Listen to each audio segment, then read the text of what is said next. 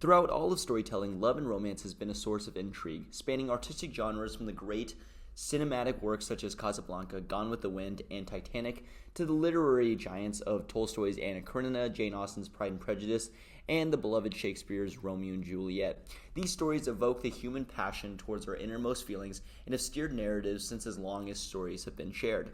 Hidden within the best of these romantic stories are the complexities sown within their plots. These objects, both internally and externally, that hinder the love between characters from becoming a reality are what creates tension and that very intrigue we as the reader are enthralled by and what makes these stories worth sharing.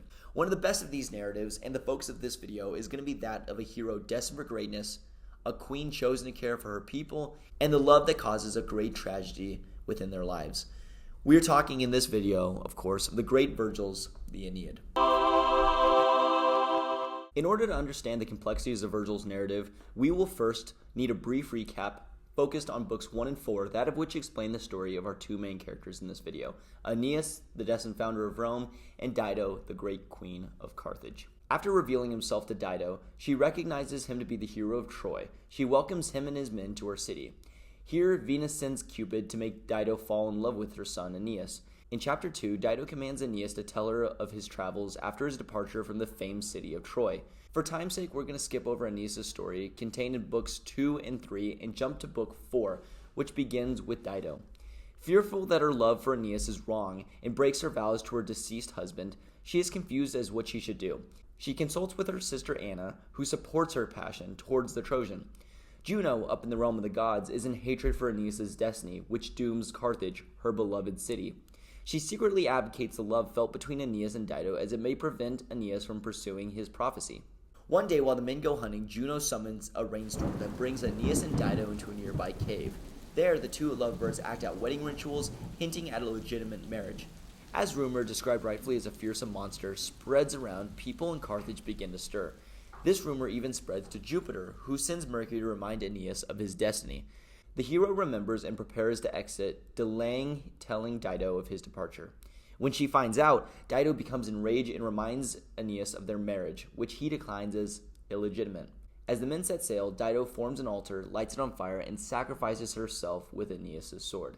As he is sailing away, Aeneas turns to see a small radiance and wonders what it could be. Now that we've had a brief recap, we can now take a further look into our two main characters, Aeneas and Dido. This will ultimately help us understand the choices they make and the consequences it has on their character. Let's begin with Dido. The central character of Book 4, and whose perspective we get a majority of, is Dido, the Queen of Carthage. Her story proves tragic, which is a specific word usually given towards the events that happened to her, and is actually the title of Book 4 in Robert Fagel's translation, the one I'm referencing today. What makes her story such a tragedy is not only the love that ultimately fails her, but the consequences of her decision in the first place.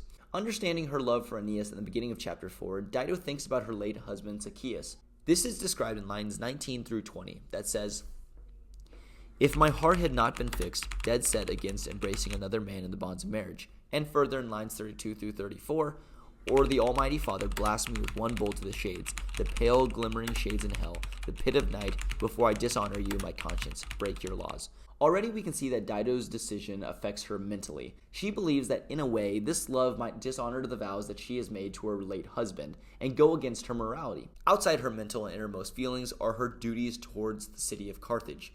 Before Aeneas ever sets foot into the Libyan land, Dido has many suitors try for her hand in marriage. In choosing Aeneas, many of the local suitors would become surprised, especially Iarbas, who prays to Jove and sets course the events leading to Aeneas' departure. Rumor also plays a role and embodies the discontent of Carthage's people in lines 240 and 241.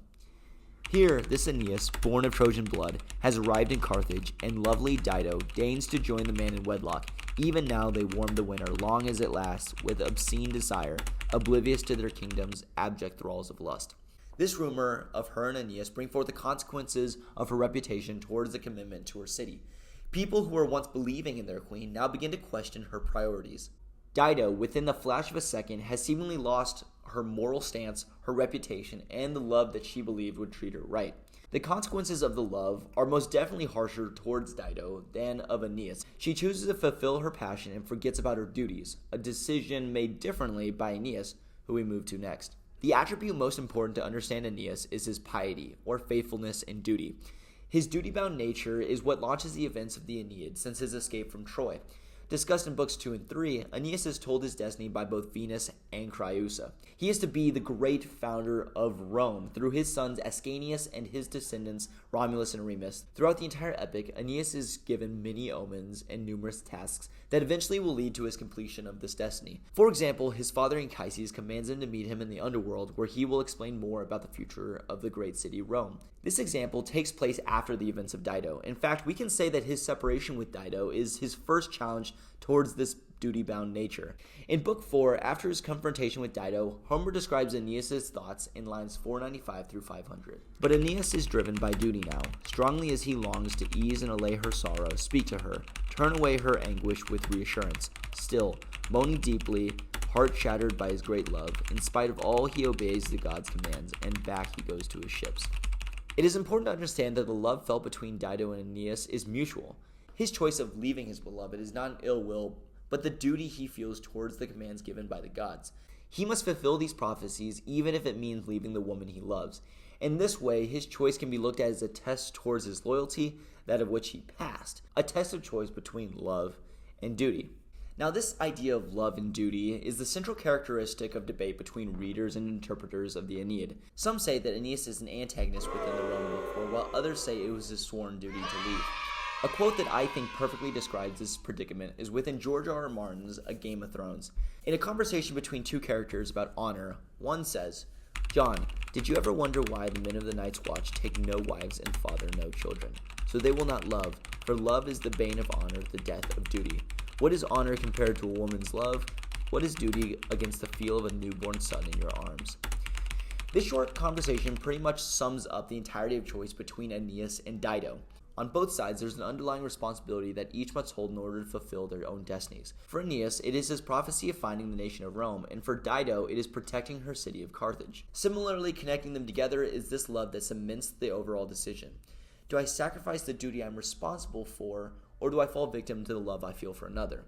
The three main components of this quotation fits very well in three different perspectives of the two characters. First is within the second part of the quote, where it talks about the love of a newborn son. When Dido first speaks to Anna about her decisions, Anna's response in lines 39 through 41 quotes, "Dear one, dearer than light to me, your sister, would you waste away, grieving your youth away, alone, never to know the joy of children, all the gifts of love?" Not only is the resistance of the primary love a challenge, but the potential for further love in children is at hand. This is a happiness that Anna confronts to Dido, and one which stirs her emotions towards submitting her feelings. The second perspective is that of Aeneas and the line that goes, "What is honor compared to a woman's love?" While most can agree that Dido's story is of great tragedy, the question lies on the judgment of Aeneas. How are we supposed to feel about his decision and his treatment towards Dido? Does the anguish he feel for leaving his love surpass the prominence of his position as the founder of Rome? In lines 360 through 362, Aeneas contemplates telling Dido of his leave. It says, "Yet he himself, since Dido, who means the world to him, knows nothing, never dreaming such a powerful love could be uprooted." I want to focus on this line, "who means the world to him," because it means the love felt between the two characters is mutual, and therefore we must look at the decision through this lens. If Aeneas truly loved Dido, then his decision to leave must be a grand testament to his piety. It is not an abandonment of ease, but of great effort and turmoil. The final relation that begins the quote is, "Love is the bane of honor, the death of duty," which can be looked at in so many ways. The two characters each choose love and duty separately, and the consequences are described.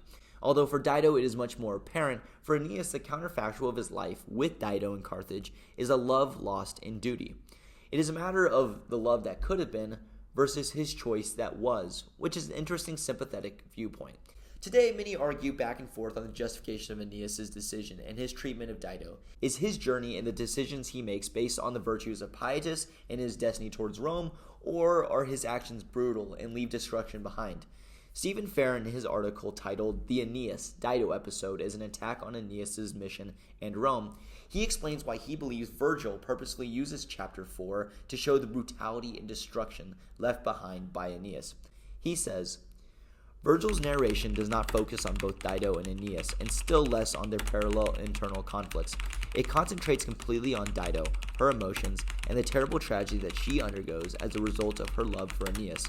Aeneas is a shadowy, uninteresting figure whose main importance is the effect he and his mission have on Dido. Virgil carefully keeps his feelings for Dido in the background, confining mention of them to a few suggestions and a few explicit statements. On the other hand are the defenders of Aeneas, who believe that his departure from Dido to find Rome is a testament to his strong will and piety. William S. Sanderson, in his book, The Art of the Aeneid, says, "Unfortunately, the Victorian blindness to genuine tragedy and propensity to wrap all events into little sentimental situations of women wronged by caddish men has left us a heritage of misinterpretations of these scenes and of Virgil's artistic efforts. He, Aeneas, is unhappy for himself in Dido, but he does what should be done. On any reasonable moral balance, the choice between his beloved Dido and the destiny of his family and people is obvious. Add to that the fact that he could not anticipate the extent of Dido's emotional breakdown or the suicide to which it would lead." Each of these interpretations are important and make us think more deeply about these books.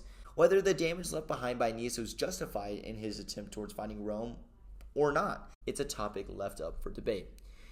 Thinking about the specific text in question, it's hard not to think about our own lives. Reading accomplishes so many things, one of which is a relation to our own human psyche based on the characters we read. For this specific case, in the Aeneid, we can think about how love and duty is expressed today. When getting a job or finding employment, a question that is brought up is, how is the work-life balance? That is to say, is there adequate flexibility for me to spend time on my own life and with my family and loved ones? Although the situation of the Aeneid is on the more extreme case, it is still a beautifully articulated question on the meaning of love and duty. Whether you believe Aeneas made the right decision or the wrong decision, or whether he holds a moral stance or not, the Aeneid is filled with these kind of questions. Questions that will continue to enthrall readers and advocate discussion for the rest of time. That is what makes Virgil's epic a true and timeless masterpiece, and something that any reader can get a lot out of. So as you read the Aeneid, think about these questions and let me know what you think in the comments below. Thank you.